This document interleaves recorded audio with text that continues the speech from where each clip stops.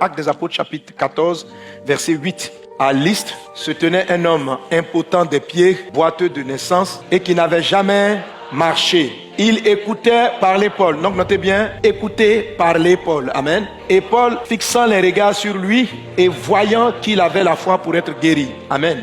Dit d'une voix forte, lève-toi droit sur tes pieds. Et il se leva d'un bond et marcha. Dieu dit, le monsieur, il avait la foi pour être guéri. Comme si la foi était destinée à recevoir certaines choses en particulier. Dieu dit, c'est au moyen de la foi que nous recevons les grâces que Dieu nous donne. La grâce dans ce cas, c'est que Jésus-Christ donne la santé. Ça, c'est la grâce. Maintenant, comment est-ce qu'on reçoit la grâce? La Bible dit, nous recevons les grâces au moyen de la foi. La Bible dit que l'apôtre Paul a vu, donc il y a eu quelque chose de visible. La foi, ça se passe dans le cœur.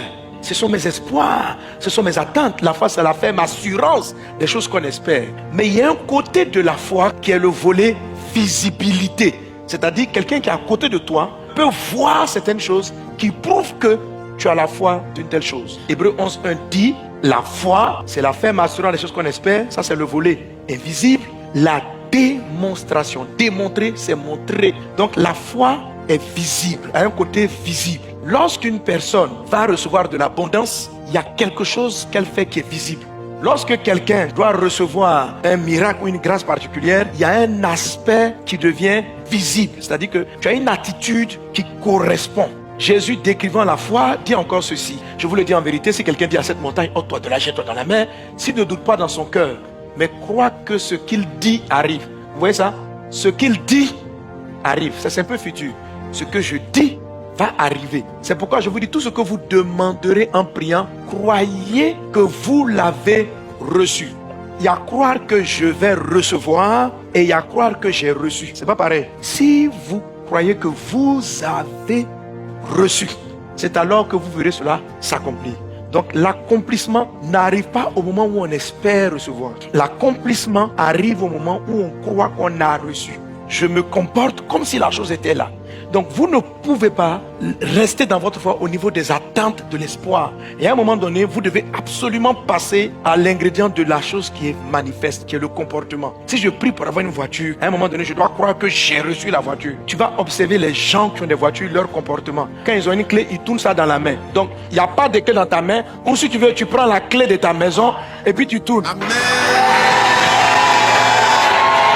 Amen. Alléluia.